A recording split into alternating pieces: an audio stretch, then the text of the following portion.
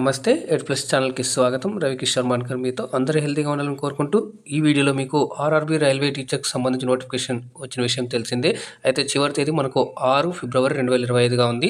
ఇంకా ఎవరైనా అప్లై చేయకపోతే మీరు వెళ్ళి అప్లై చేయొచ్చు. దానికి సంబంధించి ఇన్స్ట్రక్షన్స్ అలాగే ఇన్ఫర్మేషన్ కంప్లీట్ డీటెయిల్స్ మీకు ఒక వీడియో చేయడం జరిగింది. ఆ వీడియో లింక్ కింద డిస్క్రిప్షన్ బాక్స్లో ఇచ్చాను. అక్కడ నుంచి మీరు వెళ్ళి చూసి ఆ విధంగా మీరు అప్లై చేయొచ్చు. అయితే దాంట్లో మీకు చాలామంది కూడా కామెంట్ అడుగుతున్నారు. ఆ కామెంట్స్కి రిప్లై ఇస్తున్నాను. ఇన్ కేస్ మీకు కూడా ఇంకేమైనా డౌట్స్ ఉంటే కనుక మీరు కింద కామెంట్ చేయండి. ఆ కామెంట్స్ అన్ని కూడా నేను మీకు తప్పకుండా రిప్లై ఇస్తాను. ఒకవేళ ఎక్కువ ఉన్నట్లయితే, ఇంకా ఇన్ఫర్మేటివ్ ఎక్కువ ఉంటే దానికి సంబంధించి ఒక సెషన్ అనేటువంటిది మీకు నేను చేస్తాను. అయితే ఇక్కడ చాలామంది అడుగుతున్నారు ఏంటంటే, సార్ మాకు పర్టికులర్ పోస్ట్కి సిలబస్ చెప్పండి సార్, సిలబస్ ఎక్స్ప్లెయిన్ చేయండి అని అడిగారు. ఆల్రెడీ దాంట్లో ఎక్స్ప్లెయిన్ చేశాను. అయితే ఇక్కడ కూడా ఎక్స్ప్లెయిన్ చేస్తాను.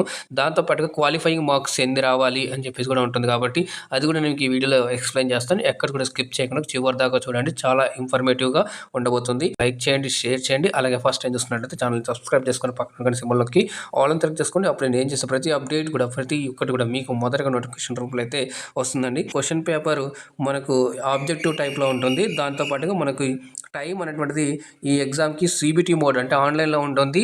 మొత్తం మనకు 1.5 hour అనేటువంటి టైం ఉంటుంది. ఎక్స్ట్రా టైం అంటే PWD వాళ్ళకైతే ఎక్స్ట్రా హాఫ్ అన్ అవర్ అంటే 120 minutes దాకా వాళ్ళకి ఇవ్వడం జరుగుతుంది.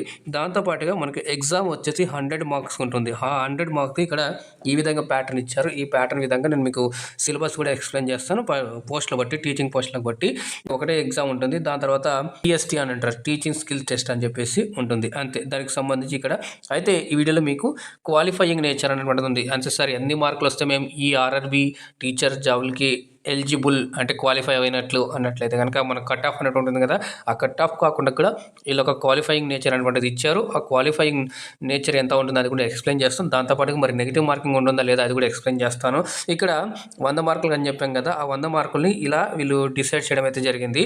ఇక్కడ ఫస్ట్ దీంట్లో వచ్చేసి ప్రొఫెషనల్ ఎబిలిటీ అని చెప్పేసి 50 క్వశ్చన్స్ ఉంటాయి. 50 మార్క్స్ ఇచ్చారు.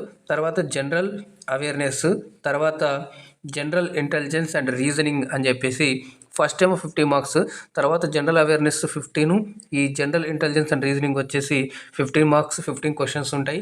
Mathematics 10 marks, general science 10 marks, టోటల్గా మనకు 100 క్వశ్చన్స్ 100 మార్క్స్ ఉన్నాయి.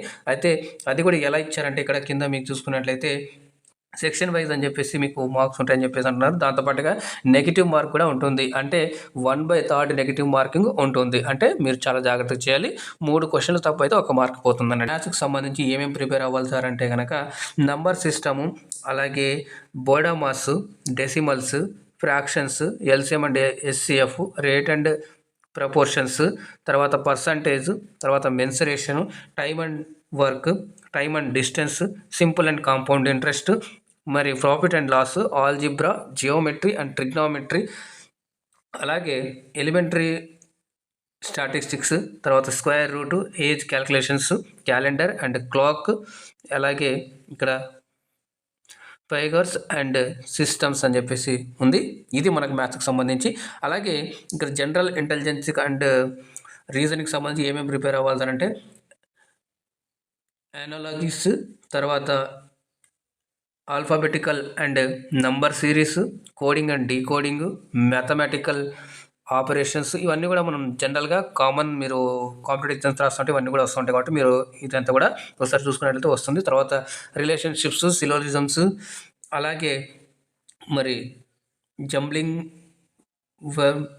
వెన్ డయాగ్రాము, ఇవన్నీ కూడా మనకు డేటా ఇంటర్ప్రిటేషన్, సఫిషియన్సీ, అలాగే కంక్లూజన్స్ అండ్ డిసిషన్ మేకింగ్, తర్వాత similarities and differences, analytical reasoning, classification, తర్వాత directions, statement, arguments and assumptions etcetera, ఇవన్నీ కూడా ఉంటాయి. మామూలుగా మీరు చూసుకోవచ్చు.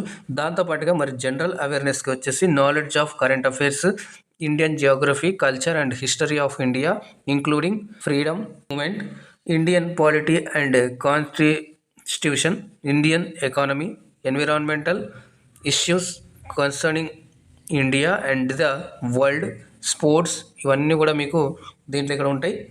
దాంతోపాటుగా general scientific and technological developments etcetera ఇవన్నీ కూడా మీకు జనరల్ అవేర్స్లో అడుగుతారు.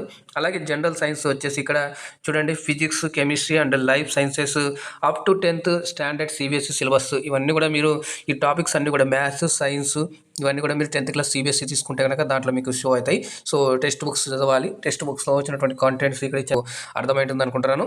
ఓకేనా. సో సిలబస్కి సంబంధించి మనకు జనరల్గా ఈ 3 అయితే ఇప్పుడు మీకు ప్రొఫెషనల్ ఎబిలిటీకి సంబంధించి మీకు ఇప్పుడు చూపిస్తాను. అక్కడ నుంచి అందరికి కామన్గా సిలబస్ మరి టీచర్కి సంబంధించి ఇక్కడ మనకి క్వశ్చన్స్ ఇవ్వడం జరిగింది. ఇక్కడ సో సిలబస్ కూడా ఇవ్వడం జరిగింది. ఏ టాపిక్ నుంచి ఎన్ని క్వశ్చన్లు వస్తాయని చెప్పేసి మీకు రైట్ సైడ్లో కూడా ఇవ్వడం జరిగింది. ఇక్కడ చూడండి 18 to 20 క్వశ్చన్స్ టాపిక్స్ ఒకటే చెప్తాను. దానికి సంబంధించి మీరు ఆల్మోస్ట్ ఆ టాపిక్ సంబంధించి అన్ని కూడా టాపిక్ కవర్ చేయండి. Whole topic understanding the learn అని చెప్పేసి concept of growth, maturation and development, domains of development, physical, cognitive, socio ఇవన్నీ కూడా ఉంటాయి కదా. సో ఇవి నెక్స్ట్ అండర్స్టాండింగ్ అడాల్సెన్స్, తర్వాత role of primary and secondary socialization ఇది ఏజెన్సీకి సంబంధించి ఈజీ ఉంటుంది.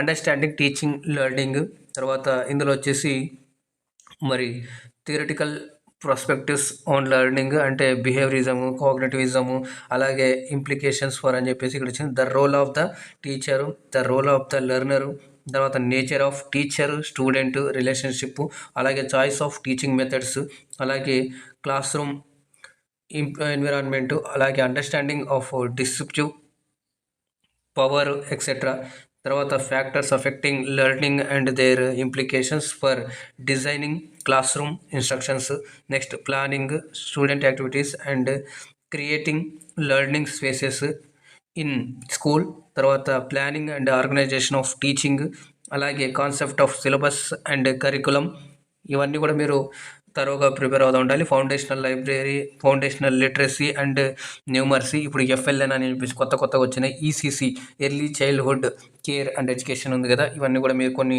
ఎన్ఈపీ 2020కి సంబంధించి చూసినట్టయితే మీకు ఈజీగా వస్తుంది.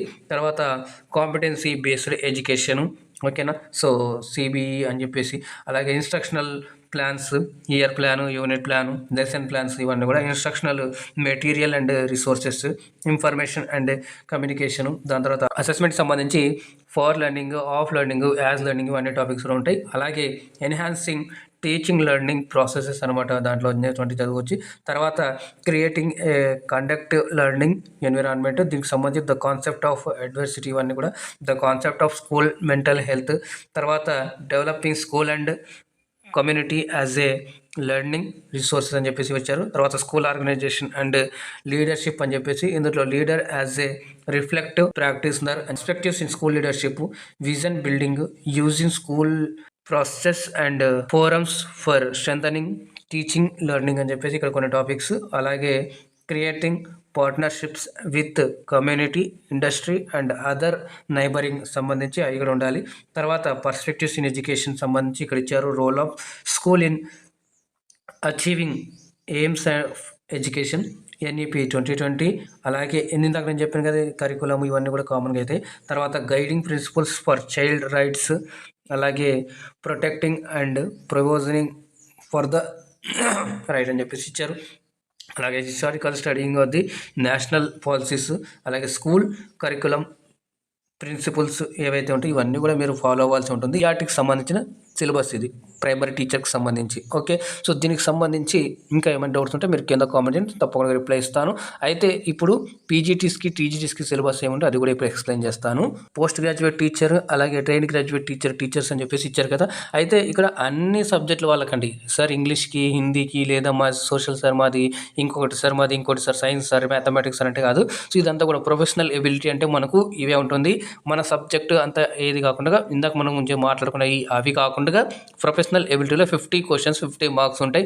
సో మంచి అవకాశం అని చెప్పుకోవచ్చు. దీనికి సంబంధించి ఇంకా మీరు అప్లై చేయకుండా దానికి సంబంధించి పూర్తిగానైతే వివరాలు కూడా ఇవ్వడం జరిగింది.